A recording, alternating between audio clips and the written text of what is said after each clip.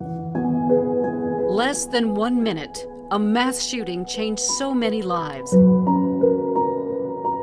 The place for fun was suddenly the place we lost together, grieved together,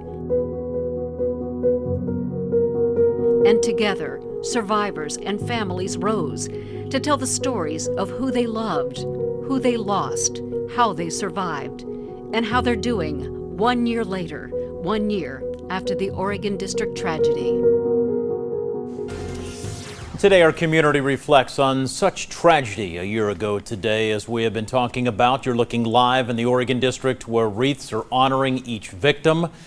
We are 3 hours away from what the city calls Dayton Shines memorial events. This starts at 8:04.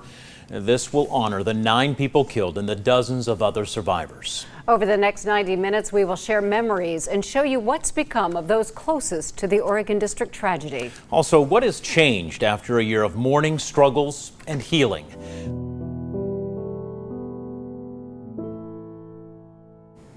Today marks 1 year since 9 lives were lost in the Oregon District mass shooting. Our comprehensive 90 minutes of Team 7 coverage includes a closer look at each of the 9 victims who died. And there are so many survivor stories as well. For the first time, a Dayton woman agreed to share her story on camera with me. She walked me through step by step the moment she realized one of the shooter's bullets had hit her and she was bleeding and how she thought she was going to die. And many of us cannot forget the selfless act of the 6 Dayton officers who saved countless lives that night. At 5:30, you'll hear my conversation with another first responder on scene that night. He offers his perspective 1 year later. Also, our team updates on the latest in the federal investigation. And News Center 7's John Bedell found out it is still active. But we begin our live Team 7 coverage with News Center 7's Sean Cudahy live in the Oregon District. And Sean, organizers are preparing for tonight's memorial events. Yeah, Cheryl and James, hard to believe it has in fact been a year since that tragedy here in the Oregon District last year. And I can tell you, being here the last few hours here in the Oregon District, definitely a somber feeling right here. A lot of people coming to visit some of the memorials in place, including those wreaths we were showing you at the top of the show in place for each of the 9 victims. People coming and writing Post-it notes in different parts of the area, messages of strength, or really whatever message they'd like to convey. As for those memorials planned for tonight, they're taking on a bit of a different feel because of the pandemic. If you remember, the evening of August 4th last year, after the shooting, 5th Street that you're looking at right here filled up with people for a prayer vigil. Obviously, that's not going to happen tonight because of the pandemic. We do want to show you, though, this gathering that's pictured, that gathering I was just talking about. It's pictured in this photo mosaic the city released on this 1 year anniversary. It's made up of tons of photos, people from the community that they submitted themselves. It's hard to believe, looking at some of those images, as I mentioned from last year, that it was in fact a year ago. The city tonight is planning to hold 9 minutes of silence virtually for each of the 9 victims. There will be a link to a tribute where people are encouraged to join and hold candles from home at 8:04 p.m. It's being called Dayton Shines, a nod to the Gem City Shine event downtown last summer, where the community gathered in the weeks following the attack. Meanwhile, all around the Oregon District today, people have come individually or in small groups, families. There's been all sorts of messages of strength, of remembrance to the victims, but it's also clear a lot of those emotions from last year really still close to the surface for some. I spoke with a business owner here in the Oregon District who told me that it has certainly been true for people who work here. Definitely there's people, PTSD from that night, lots of employees and folks that work here and work at our other business were around. But even if you don't outrightly feel it, I think there's a lot kind of in the back of your head that still sits there, that maybe you're like, do I want to be in a large crowd, or do I want to be in that area? So I think that still affects businesses, and we're still feeling that a little bit. And back out here live, one of the things I also talked with her about was the showing of support for businesses here in the Oregon District. If you remember, shortly after the tragedy, the mayor encouraged people to come down and support local businesses here in this part of town. Obviously, normally a very safe part of town. I'm talking with her, that business owner, about the impact that had in the weeks and months after the tragedy. And I'll have that story for you new at 6. Live in Dayton, Sean Cudahy, News Center 7. It is perfectly normal for those who survived the Oregon District mass shooting to still be struggling with the emotional trauma. In fact, one psychologist tells me those symptoms can return with a vengeance as the community marks 1 year since the tragedy.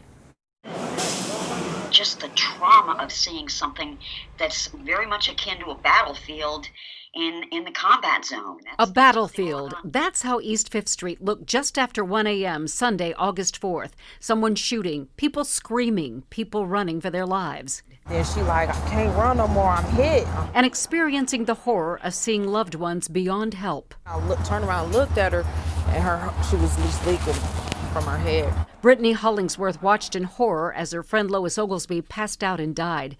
Since then, she's felt on edge, unsafe. Feelings, Centerville psychologist Dr. Kathy Platoni says, are normal. It's a part of the human condition to experience and re-experience these symptoms, these emotions. She says those feelings can intensify with the anniversary of the tragedy. People who are exposed to trauma of this magnitude often experience shock, horror, tremendous feelings of grief and loss, significant survivor guilt. Platoni is part of the Southwest Ohio Critical Incident Stress Management Team. Within hours, they provided emergency intervention to the Dayton police officers who killed the shooter. And to this day, other officers who rushed in to help the wounded have sought counsel for their unresolved trauma. The frustration and powerlessness that there was so much that they couldn't do to save lives and to get the wounded to hospitals for emergency treatment sooner than they did. She says it's important for survivors to acknowledge it's been 1 year and remember the victims. One way to do that is through shared support with others who were there. Those bonds are probably forged for life, and it's so important to try to find those people, whether it's family members and friends or a mental health professional. Depression is real, and I fell down in a deep hole for a little bit. But Dion Green saw his dad, Derek Fudge, die in front of him that night. He urges others to seek out the counseling that has helped him climb out of that deep hole. Don't hold it in, because it can become dangerous to yourself and others. If you've been struggling with these burdens for a year, it's time to do something, because this can mean a lifelong time of suffering. These memories will never go away completely. There are a number of community resources available to help those who need counseling. It's as simple as calling 211, the United Way Help Link. Those resources are live right now on WHIO.com and our mobile app. I'm the I-Team's John Bedell. In the months since my investigation into the violent history of Oregon District mass shooter Connor Betts, we wanted to know why the Fed's investigation is still open 6 months after they said it was close to wrapping up. 3 days after his murderous rampage, the FBI said why it was taking over the investigation into Connor Betts' motive. We have uncovered evidence throughout the course of our investigation that the shooter was exploring violent ideologies. This week, the FBI confirmed to the News Center 7 I-Team they have not found any one group or ideology that influenced Betts. Instead, the feds say the investigation is focused on Betts' interest in violence in general. That confirms WHIO's reporting on Betts' past. From a vile heavy metal spin-off band he was in, where he sang lyrics laced with sexual violence against women, to violent outbursts in high school, at theater cast parties. He put his hands around her neck and started choking her. And at a festival in Bellbrook. That's when Connor pulled out a razor knife out of his pocket. He held it about 8 to 10 inches away from my throat and just glared at me. And there were hit and rape lists he made at Bellbrook High School. But as the I-Team uncovered, Betts' juvenile criminal record was expunged, destroyed in the years leading up to his attack. That's why, in an effort to track his behavior before the shooting, WHIO is one of the news organizations suing Bellbrook Sugar Creek schools for Betts' academic records. The district says federal and state student privacy laws mean the records should not be released. WHIO's lawyers say they can be released in situations like this. Those privacy laws, however, are the protections that are afforded under both of them are expired once an adult student passes away. 3 days after the shooting, the Fed said, quote, "This community deserves an answer as to why this happened, why 9 lives, including the shooter's own sister, Megan Betts, were so violently taken from us." I had a feeling something would happen to someone I knew eventually, because it keeps happening and keeps happening. happening. The Ohio Supreme Court held their hearing on the records case virtually in June due to COVID-19 concerns. We expect a decision from the court by the end of the year. We're also waiting for the FBI to finish their investigation into Betts' motive. Our request to interview the Betts family for this story were not returned. In the Oregon District, for the I-Team, I'm John Bedell. Hundreds of people, everybody yelling, sirens still going off. He was one of the first officers to respond after the gunfire ended in the Oregon District. At 5:30, I talked to this now retired officer as he walks us through what he experienced that tragic night. Plus, I heard shots coming from the corner of Blind Bob's patio. Next thing she knew, a bullet had hit her in the leg and she started running that night. She shares her vivid memories with me as she feared she was going to die.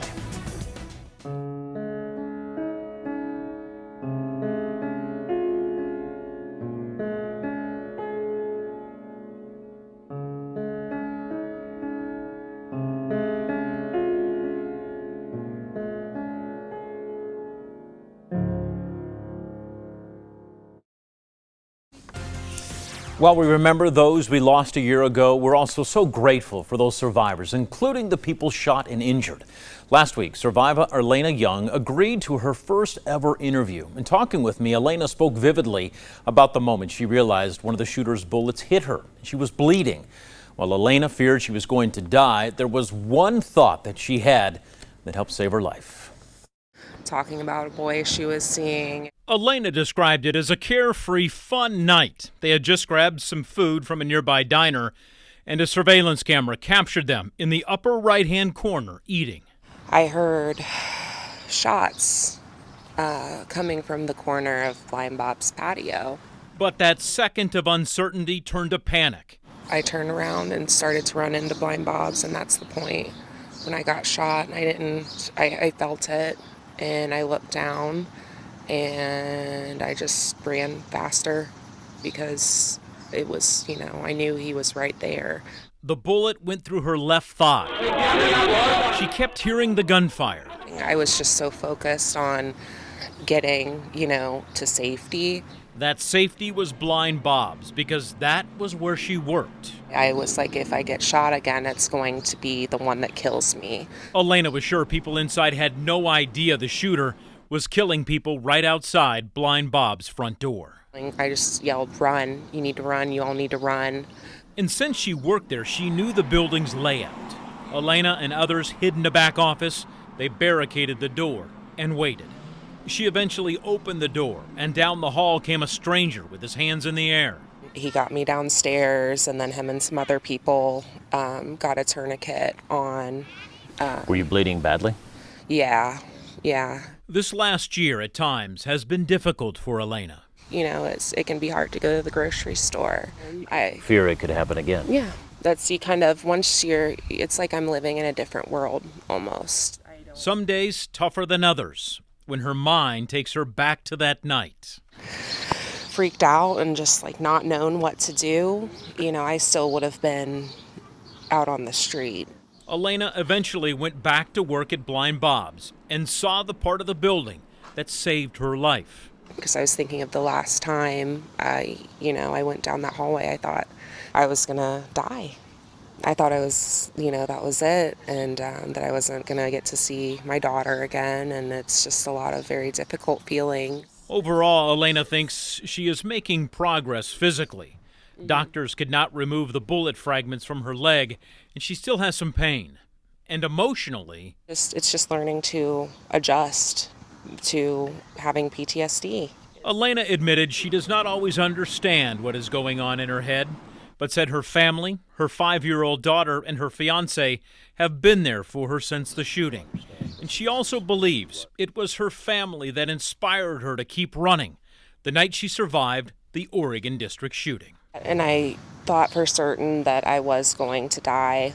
All I wanted was just to see my daughter again, hug my mom again, and, do all the simple things that I've probably taken for granted, and I think most people taken for granted. Elena said every day she is working to figure out what to do next. I am happy to tell you she and her fiance have been working on wedding plans, and they will get married this weekend. 1 year ago, 9 lives were lost in Dayton's historic Oregon district. Our special coverage continues as we profile the shooting victims and survivors as the community moves forward.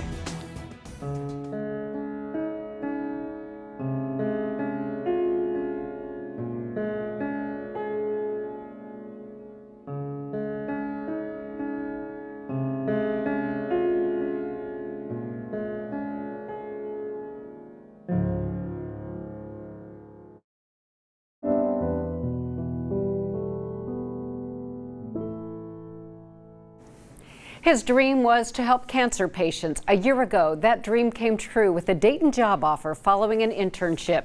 But soon, Nicholas Coomer's Oregon District celebration turned into the Pittsburgh, Pennsylvania native using his body to make sure no one else would be shot during the mass shooting.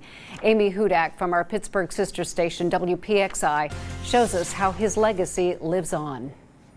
Before the headlines were written and witnesses shared harrowing stories of that night, those who knew Nick Coomer best knew how the story would end. There's no way that if he went out that he didn't go out taking care of others, and when it came to fruition, it was expected because that's who he was. The 25-year-old Washington, Pennsylvania native and graduate of St. Francis University died shielding 2 female coworkers from gunfire outside popular Dayton bar Ned Pepper's. It just blows my mind that he probably could have ran away and been, and been saved, but those girls would have died. It came as no shock to any of us to hear that that is what had actually happened, that he had died saving those 2 girls. Nick was celebrating a job offer that night.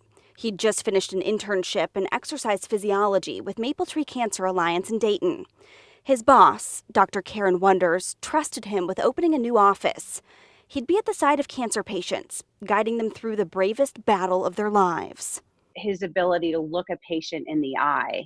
And, that's something you can't, it's a difficult thing to teach someone, especially at such a young age, just coming out of school. He had a really, really strong effect in everything that he did, but especially on people. You hear all the time, and even though it's been a year, you can still read stories about patients he had when he was in his Dayton for a short time, the patients he had while he was working at St. Francis that still speak highly of him and remember him. For Nick's loved ones, the 1-year mark is painful and raw. They say every birthday, holiday, and every August 4th will be. But as friends reflect on his legacy, Nick's funeral remains the 2nd largest attended in the history of that funeral home. He just had an ability to bring people together. The hero died, and it is tragic, but at the same time I feel like it's inspiring to just remember to love others, and you never know when your time is going to be up. His best friends still call him and send messages.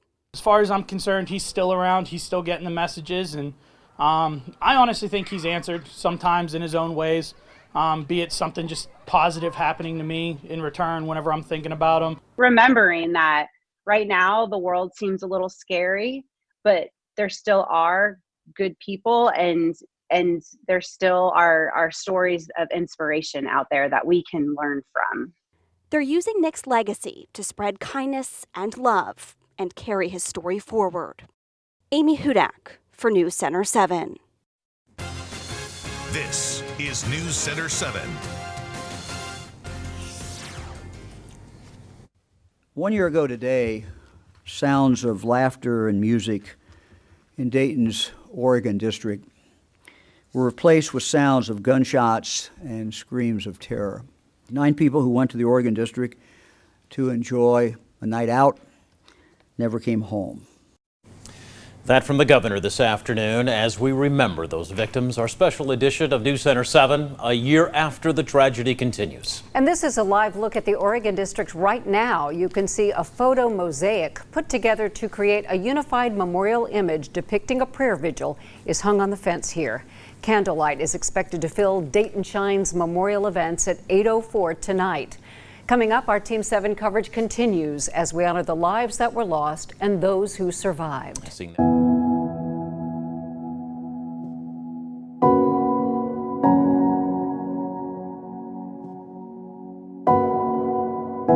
night. I'm like, hey, y'all want to come up to Dayton, go to the Oregon District? I was out. I was having fun. You know, I got my family around.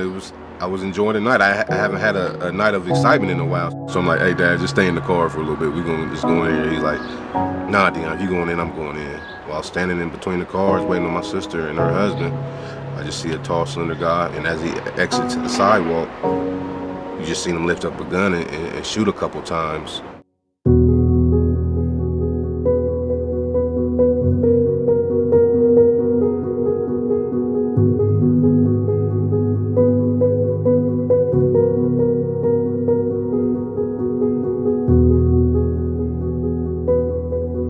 Performing CPR and just screaming help and telling them to get up, like, come on, get up, you done been through way more stuff than this. And I just start hugging them and just letting them know I love you. But the reality kicked in when I seen them put the white sheet over my dad, and I broke loose again and just ran to him and just started crying and punching the concrete and just was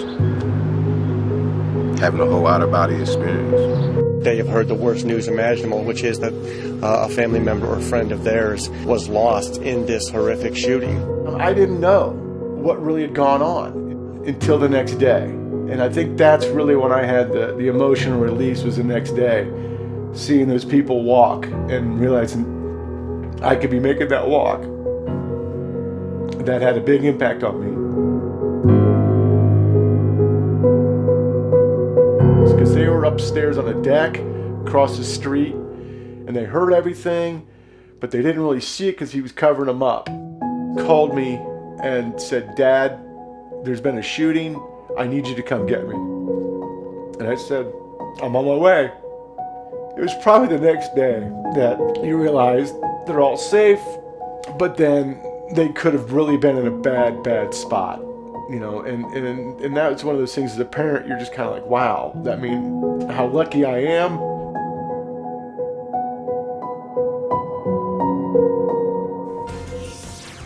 We are so grateful that so many lives like that Dayton teacher's son and his nieces were saved that day. And we're also thinking about the victims like Dion Green, whose father, Derek Fudge, died in his arms that fateful night 1 year ago. Part of Dion's healing process was publishing a book recently. And those interviews are just part of our mini documentary, Meeting the Challenge, Dayton Stays Strong. You can watch it on our free streaming app, WHIO TV Now. The app is available on your Roku, Amazon Fire, Apple TV, and your smart TV app store.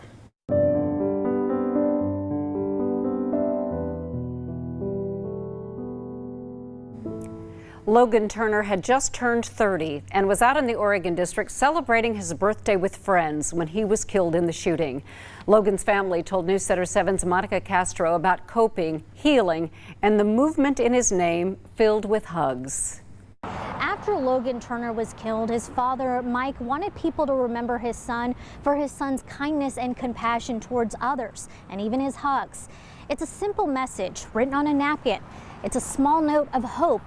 And hashtag Logan Hugs. And even a year after the tragedy, we are still seeing hashtag Logan Hugs pop up around the city of Dayton. When I met Mike and Kathy Turner a year ago, the pain of losing their son Logan was very fresh. But through the pain emerged hashtag Logan Hugs, which started after Mike left a note on a napkin for a waitress at an area Cracker Barrel. And a year later, the message is still going strong. After every text you send or every email you put out, at the end of it, just put hashtag Logan Hugs. And that was one of the big things from the bus ride to now that I still do. For the Turner family, grappling with the loss of Logan this year has been difficult.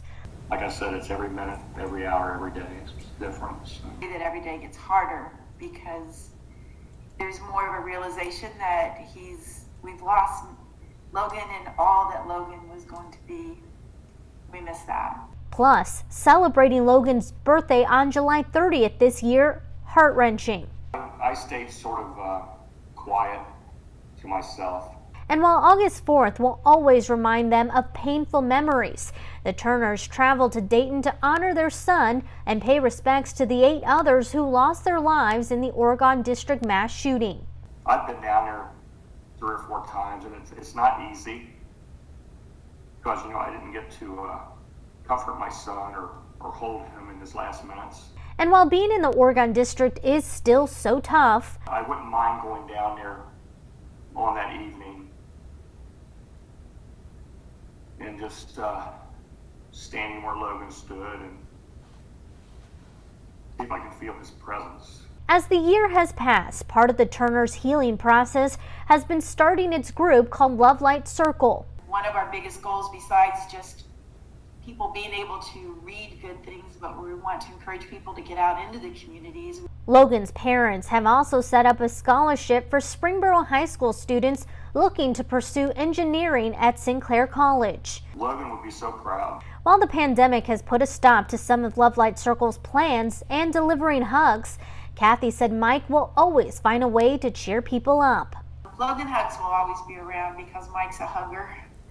And even during the pandemic, he will just look around and see, and if nobody's looking and this person's willing, he's going to hug. And I know I will never forget Mike's big and comforting hug from a year ago.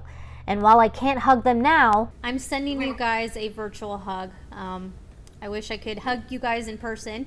Even a year after the awful tragedy, Logan Turner's dad, Mike, is still encouraging people to write down #LoganHugs. That way it spreads the message of kindness and compassion to one another. In Dayton, Monica Castro, News Center 7.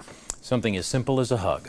As we reflect on how young many of the 9 victims were, we remember Thomas McNichols. The father of 4 was 26 years old. And our Team 7 coverage continues with News Center 7. Sean Cudahy is live in the Oregon District. Sean, you talked with McNichols' aunt. And James, his family told me kids loved him, adults loved him, everyone really did, they said, because of his personality. And they also told me it's out life that's really gotten them through this last year. He was about having fun and just always laughing and joking. Donna Johnson says it was that love for life and fun that brought her nephew, Thomas, or TJ McNichols, to the Oregon District last August. Today, the pain from that terrible night still hard to process, especially because TJ lived with her. It's still just numb, kind of. You know, you try to get some feeling, but to wake up every morning to look for him to be downstairs in his room because he worked second shift, it's kind of like, wow, he's not here no more. Johnson says it's been such a difficult year for the family. At holidays and family events, they eat TJ's favorite foods and think of what he would say or do, something that also gets them through the hardest days. The main thing is God.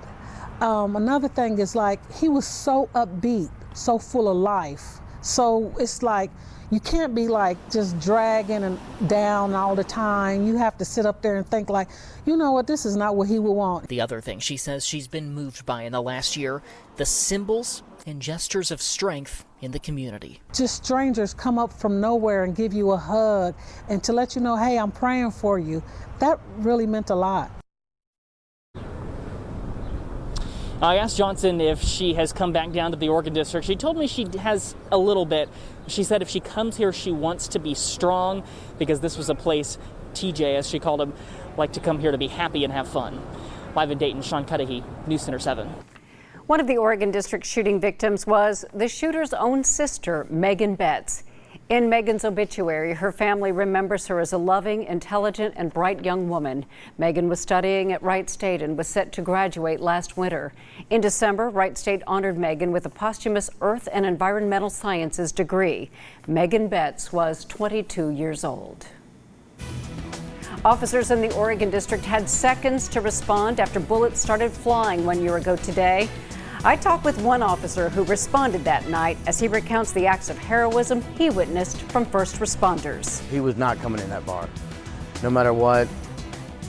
He was the bouncer who kept the Oregon District shooter out of that crowded bar and likely spared dozens of lives. At 6, the emotional struggles he's been through as he moves forward with the community right there by his side. Plus, she had collapsed by a food cart right here in front of Blind Bob's.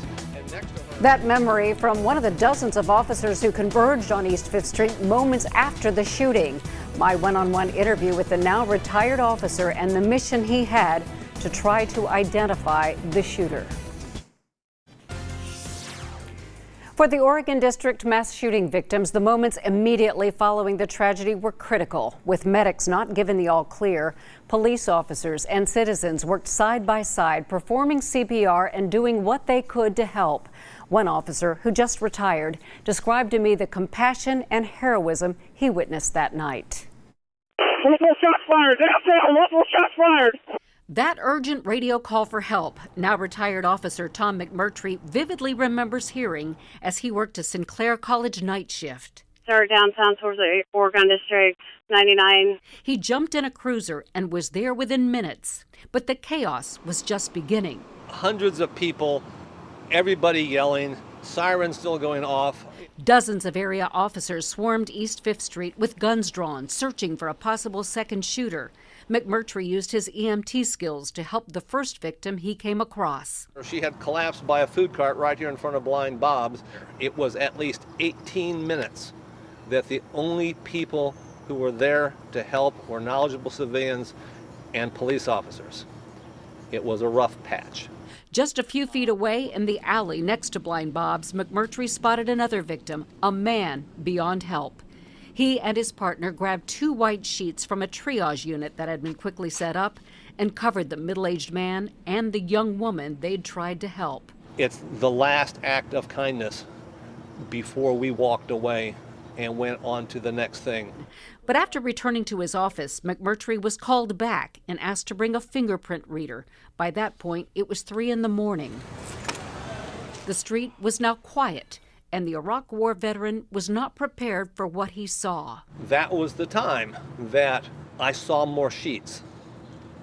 That was the time in which I actually realized how bad this was. His mission now was to fingerprint the shooter who lay dead at the door to Ned Pepper's in an effort to identify him. It did not work because he had no fingerprints on file. Later that morning, McMurtry went home and told his wife of 46 years what had happened while she slept.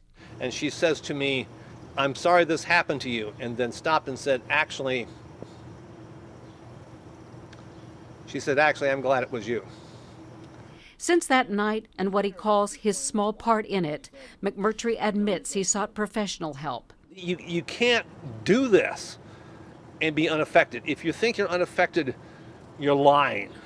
Still, he returned to the Oregon District 3 days after the shooting and ate lunch on the patio next to Blind Bob's. Because I was not going to let the shooter take any part of this city away from me. I was not going to not come down here because of what happened here. Tom McMurtry looks forward to the day a permanent memorial is established here to remember the victims and all of the heroes who were Dayton strong when they needed to be. We need to remember the hope, not the horror, because there was plenty of horror. But if we do it right, that is always followed by hope. The man McMurtry helped cover that night was Derek Fudge. Fudge's son, Dion Green, actually met the retired officer today. McMurtry arrived on scene just moments after the 6 Dayton police officers had killed the shooter. Their quick action, taking him down in less than 30 seconds, has earned multiple honors over the last year. In September, President Trump awarded them the Public Safety Officer Medal of Valor. That is the country's highest public safety officer decoration for bravery. The officers also received the Outstanding Peace Officer of the Year award from the Ohio Prosecuting Attorneys Association. WHIO's repeated requests to interview the 6 officers has not been granted. In fact, they've denied all media requests for an interview. One of our congressmen looks back and praises the officers Cheryl just talked about who responded to the Oregon District that night at 6. His close connection to the violence and the support he is offering for a change in gun laws that have stalled. Tonight, our community comes together. 9 minutes of silence, filled with candlelight, to memorialize the 9 we lost. 9 minutes to reflect and remember, and for each of us to know why Dayton shines so strong after rising back a year after the Oregon District mass shooting. We are just a couple of hours away from the city's Dayton Shines memorial events. Because of the COVID-19 pandemic, this will be a virtual memorial. And over the last hour, we took time to remember some of those lives, and we continue that over the next half hour. Right now in the Oregon District, final preparations are underway for tonight's Dayton Shines memorial events. 1 year ago today, 9 lives were lost when a gunman opened fire on East 5th Street. And News Center 7's Sean Cudahy spent the day in the Oregon District and joins us live with what emotions are like there right now. Sean? Yeah, Cheryl and James, definitely a somber atmosphere down here this afternoon. We've seen a lot of people coming to stand before these wreaths they've put in place, 9 of them for each of the 9 victims. We've seen people, family members of some of the victims, and also just community members coming right here. Now, there's not going to be a big gathering like there was on August 4th here last year because of the pandemic. Instead, this year, the city hopes people will observe 9 minutes of silence for each of the victims virtually from a social distance. There was a drive-through candle pickup this afternoon in Dayton. People were able to stop by and pick up one to take home. At 8:04 tonight, the city will post a memorial video online that people can watch as they observe the silence. Meanwhile, this 1-year anniversary of the tragedy here is also a time for businesses to reflect. If you remember, in the days after the shooting, Mayor Nan Whaley encouraged people to get downtown and support businesses. And one owner I talked with said that support was felt. We did very much in the early weeks and months following kind of feel that unity, and that's one of the great things about the Oregon District is it is such a close-knit community, but it was more than just us, the employees in these spaces. It was people who wanted to come in and just show their support, and yeah, that was really meaningful. Now, something else I want to show you, the city has set up what it's calling a memorial tree. It's right near the entrance to the Oregon District. People can come and write notes on Post-its to show support. And I will tell you, I saw one Post-it note that was there from the father of Logan Turner. It said, "Love you, Logan, Dad." And it also said, #LoganHugs. I know News Center 7's Monica Castro was talking about the significance of that in the last year for their family. And one other note, we have posted information on WHIO.com on how you can take part in this evening's memorial event at 8:04 p.m. if you'd like to from home. Live in Dayton, Sean Cudahy, News Center 7. All right, Sean, and this afternoon, people released 9 doves outside Dublin Pub to honor the victims. The co-owner said he hopes moving forward, our community focuses on peace and love instead of hate and violence.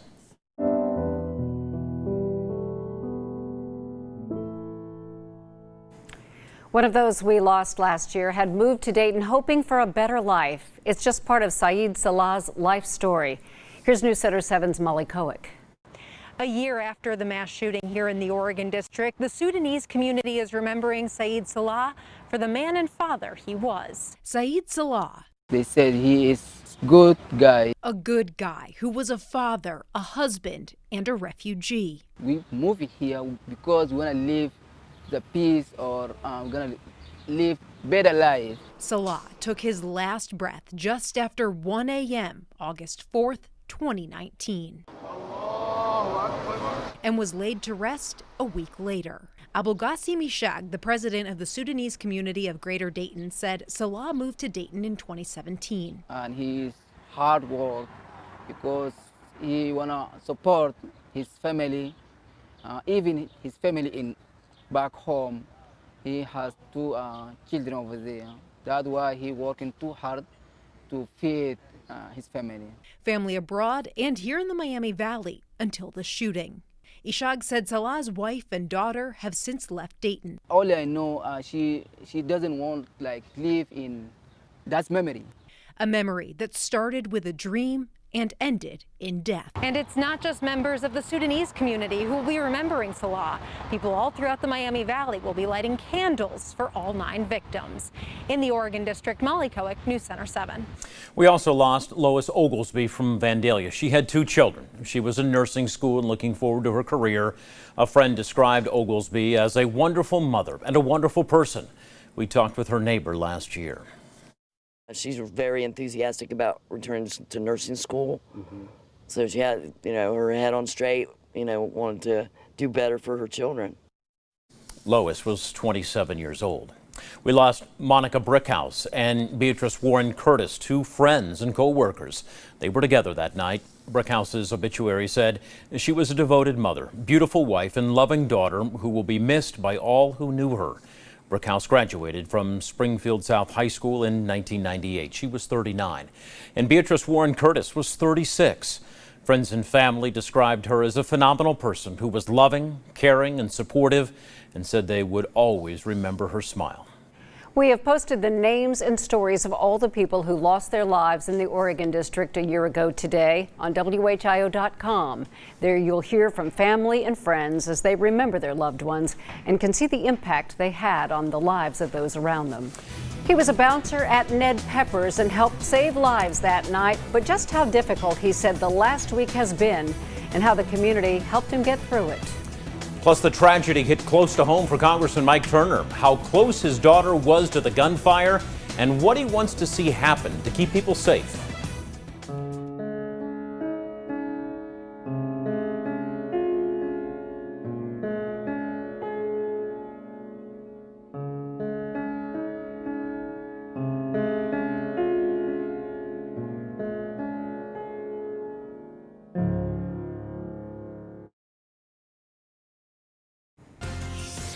Miami Valley Congressman Mike Turner today is remembering the victims of the Oregon District shooting and again praising the police for their quick action. One of Turner's daughters was in the Oregon District when the shooting started and managed to run to safety. News Center 7's Jim Oddie talked with Turner today about the solemn anniversary and the fate of gun reform measures in Congress. Jim joins us from the State House in Columbus. Jim. Yeah, good afternoon. For Congressman Mike Turner, as we said, this all hit very, very close to home for him. As we said, one of his daughters was there, yes, that night. She was there that night with a friend, and they were headed to a restaurant.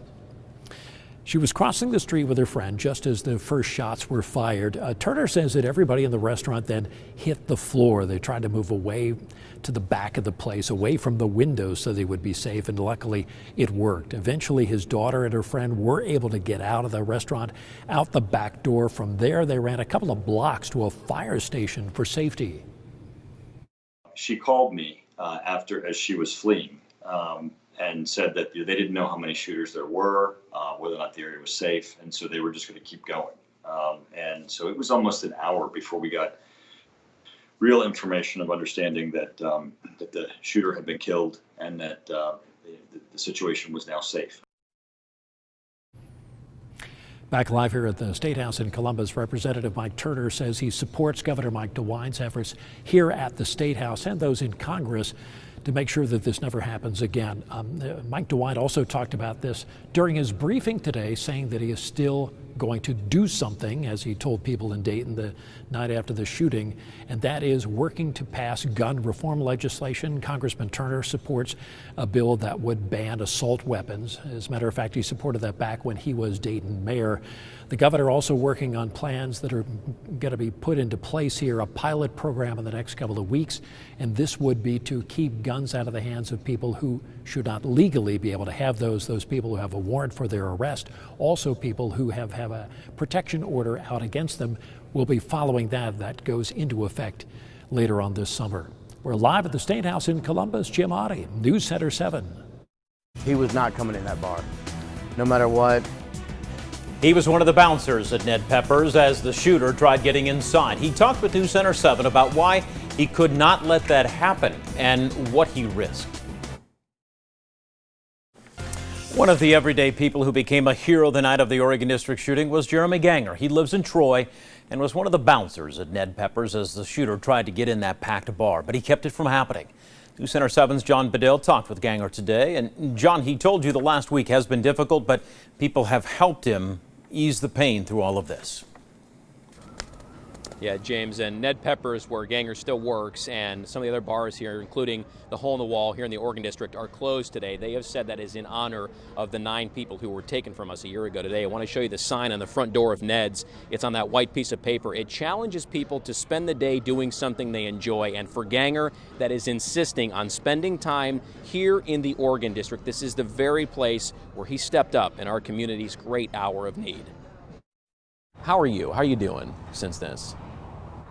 Not too great. I mean, it's been an emotional battle. I mean, some days are great, some days are bad, but you know, just since last week up to this point in time, it's been really rough, knowing this time was coming, but it's also a way for us to celebrate and remember the 9s that passed away.